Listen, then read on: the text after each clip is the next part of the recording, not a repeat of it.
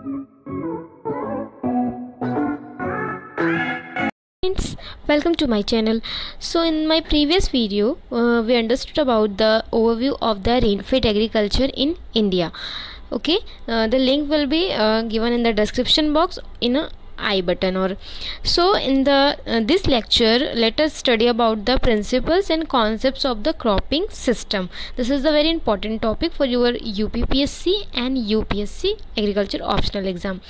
So before actually going to the actual topic, we need to learn about the two definitions with these subjects. So first one is the cropping system. Okay, the cropping system, it means cropping patterns that practiced on a farm. What is the cropping system? This is the system that means cropping patterns that practiced on a farm. So there may be so many cropping patterns that are being followed in a farm. So whatever the cropping pattern that are followed in the this area, they are called by the name cropping system. Okay, it is clear. Now then, what are the cropping pattern? ठीक? Now we see the cropping pattern. The cropping pattern, they are the different crop sequences. So cropping pattern is a different crop sequences. So this is one which is related to the crop sequences that followed in a year. So cropping system, that means the cropping pattern they follow in a year. So then the cropping pattern, which is different crop sequences followed in a year. These two terminologies we have to be understood. Now next, coming to the factor.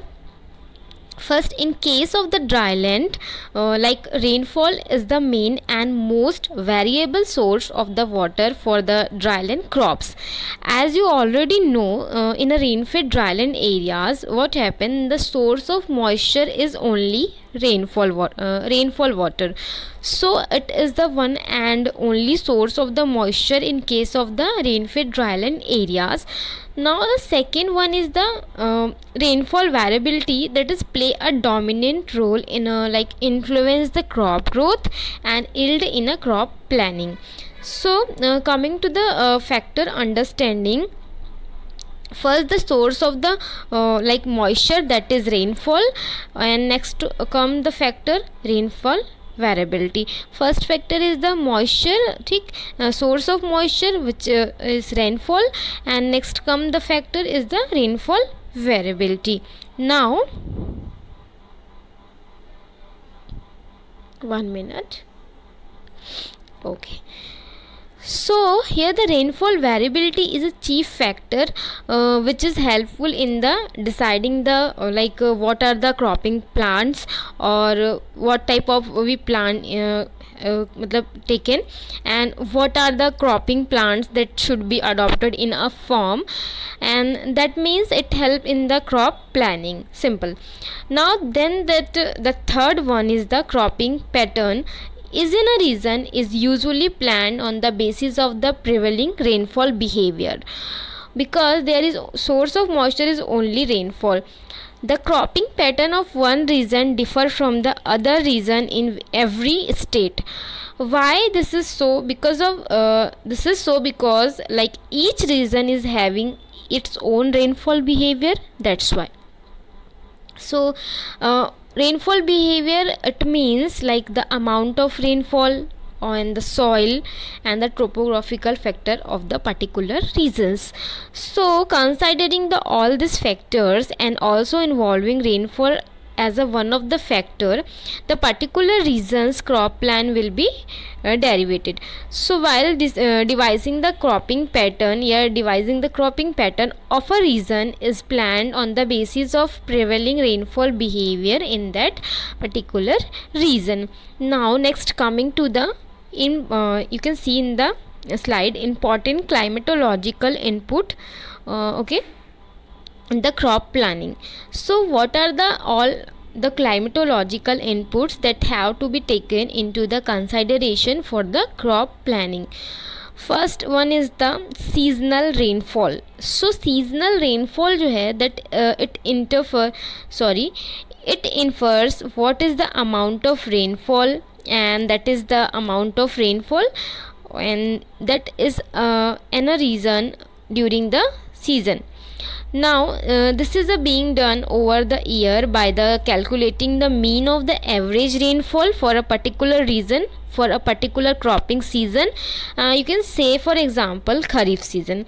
What is the seasonal rainfall? So this is also taken into consideration for the crop planning. Okay, this is the seasonal rainfall. तो ये हो गया. Now second one is the probable period of the azure rainfall distribution. So after taking into the factor seasonal rainfall, so what is the probable azure distribution time in the region? So seasonal rainfall, whatever the amount of rainfall that is due to occur, at what time its distribution is likely to. So this is also taken into one of the climatological factor for the crop planning. Okay, sorry. Now then the third one is the long range forecast and the medium range forecast. You are already aware that the Indian Meteorological Department, it is providing time to time and the long range forecast and also the medium and small range forecasting. So these two will also be taken into the consideration for the crop planning also, long range and medium range. So important climatological inputs into the crop planning of the seasonal rainfall, probable period of azure rainfall, long range as well as the medium range forecasting. Now coming to after the understanding the rainfall factor or the climatological factors. So we have to understand what type of crop have to be selected for the cultivation under the dryland situations. So not all the crops are being able to cultivate in the dryland areas. These are the some characteristic, okay, which have looked into the each crop species. So let us see the what are the characteristic of the crops, and also in the crops what are the characteristic of the varieties that are suitable for the drylands. Now you see the characteristic of the crop or varieties for the dryland area. So before going to the characteristic, the one and the only characteristic which we have to decide, the capacity to produce a fairly good yield under the limited moisture conditions. So as you all know, the dryland there are a limited moisture conditions. So whatever the crop or crops or varieties selected, this should have a capacity to produce good yield under the soil limited moisture conditions, because they are the drain fed dryland areas. This is one of the important criteria one has to look into. So let us see the what are the other characteristic of the crops or the varieties which we have to decide for the dryland areas. First, the short life cycle or yearly reproductive cycle. The crop or the varieties which is selected should have a very short life cycle or a very short reproductive life cycle. So why it is so? And that has understood in this drylands the period of moisture availability is very less, so the long duration crop that cannot be grown under the dryland conditions. So the whatever the crops or the varieties they are selected, they should have a shorter life cycle.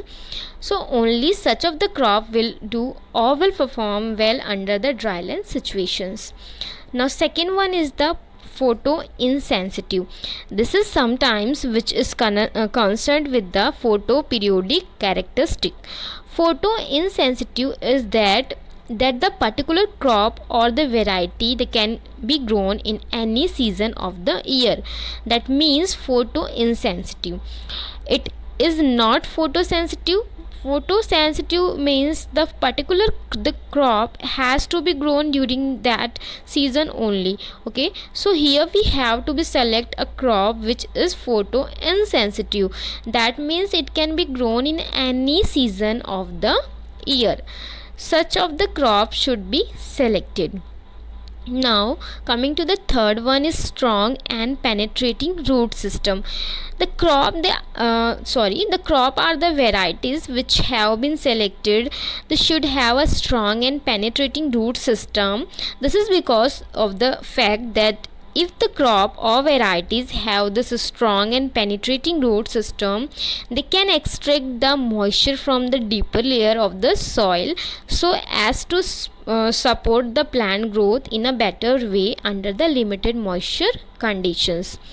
Now the fourth one is the lower water requirement. As you all know, each and every crop has its own water requirements. It may be high or it may be low. So anything else, it has its own water requirements. So for the crop which are to be selected for the dryland situation should have a lower water requirements, because of the fact in the drylands we have a limited moisture conditions and water will not be high amount. So because not have high amount of water that will be available for the crop growth, so in that sense the crop or the varieties that are selected should have a lower water requirement. Now then last one is the higher harvest index. So the harvest index is nothing, it is economical over the biological need. So the crop which have been selected in the dryland situation should have a higher harvest index. Okay, now we see the type of cropping system. First, so this sketch जो हमने अभी characteristic देखे, they are the points should be kept in a mind while we selecting a crop or variety for a dryland situation. After knowing the what type of crop has to be selected, let us go for the type of cropping system. Okay, which type of cropping system we have to adopt, and whether it monocropping, whether is a intercropping or multiple cropping. So types of cropping system that is under like first is the monocropping. In that a single crop is grown on a piece of land. The same crop is grown every year. In case of dryland, the monocropping is also practices wherein a single crop is grown year after year on the same piece of the land. Take for the example groundnut, like the groundnut is grown year after year on the same piece of land. So this type of cropping system is called monocropping, and this in this area or this cropping system there is no diversity in the crop species, only one crop is grown every year. Then predominant crops in dryland are the groundnut, sorghum, finger millets, okay, etc. These are the predominant monocrops in dryland, that are the groundnut, sorghum and finger millet. Then coming to the next set of the cropping system, that is the multiple cropping. In case of the multiple cropping system, two or more crops are grown on the same piece of land in one calendar year. So multiple, as the name itself indicates, two or more crop are grown on the same piece of the land in a 1 year. Okay, so this is called the multiple cropping system. So now I will stop this lecture at this point, and this lecture will be continued in the next class. So thank you for watching today's video.